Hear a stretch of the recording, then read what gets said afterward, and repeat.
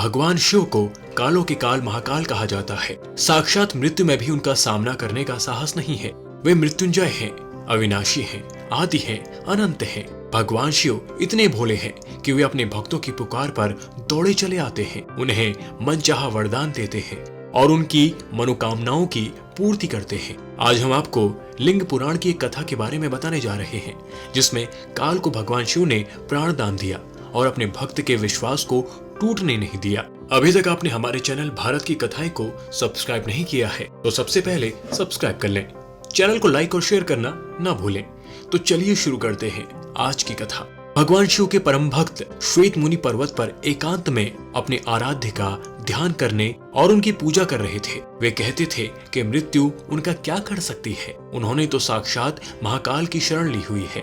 उनके आश्रम में शांति और आत्मविश्वास की पवित्रता झलकती थी। उनके तप के बल से आश्रम दिव्यमान था। श्वेत मुनि अपने जीवन काल के अंतिम पड़ाव पर थे। वे मृत्यु से निडर होकर रुद्र आराध्य का पाठ कर रहे थे। उनके जीवन का अंतिम श्वास चल रहा था। अचानक वे चौंक पड़े। उनके समक्ष एक विकराल आकृति खड़ी हो गई। पूरा शरीर काला था और उसने काले वस्त्र धारण कर रखे थे। श्वेत मुनि ने अपने आश्रम के शिवलिंग को करुणामय होकर देखा और ओम नमः शिवाय मंत्र का उच्चारण किया। उन्होंने शिवलिंग को स्पर्श किया और उस विकराल आकृति से पूछा, तुमने इस पवित्र आश्रम को अपवित्र करने की हिम्मत कैसे की? इस आश्रम को तो भगवान शिव की कृपा से अभय का आशीष प्राप्त है। उन्होंने दोबारा शिवलिंग को स्पर्श किया। विकराल आकृति वाले काल ने अपना परिचय देते हुए कहा कि अब आप पृथ्वी पर नहीं रह सकते, आपको यमलोक चलना है। इस पर श्वेत मुनि ने शिवलिंग को अपने हाथों से कसकर पकड़ लिया और कहा, तुमने शिव की भक्ति को चुनौती दी है। क्या तुम्हें नहीं पता है कि भगवान शिव तो स्वयं ही काल के काल हैं, महाकाल हैं। इस पर काल ने कहा, शक्ति विहीन है, निश्चेतन है, पत्थर में महादेव की कल्पना एक भूल है। काल ने श्वेत मुनि को पाश में बांध लिया।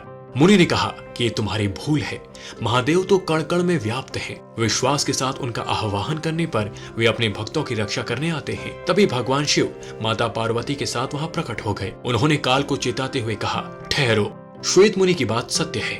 उनका प्रकट होना विश्वास के ही अधीन है। भगवान शिव को देखकर काल प्राणहीन समान हो गया, वह शक्तिहीन हो गया। श्वेत मुनि भगवान शिव की स्तुति करने लगे। महादेव ने कहा, आपकी लिंग उपासना धन्य है, विश्वास की विजय होती है। नंदी के निवेदन करने पर महाकाल शिव ने काल को प्राणदान दे दिया और वे वहां से अंतर्ध्यान हो गए। अभी तक आपने हमारे चैनल भारत की कथाएं को सब्सक्राइब नहीं किया है तो सबसे पहले सब्सक्राइब कर लें। चैनल को लाइक और शेयर करना ना भूलें।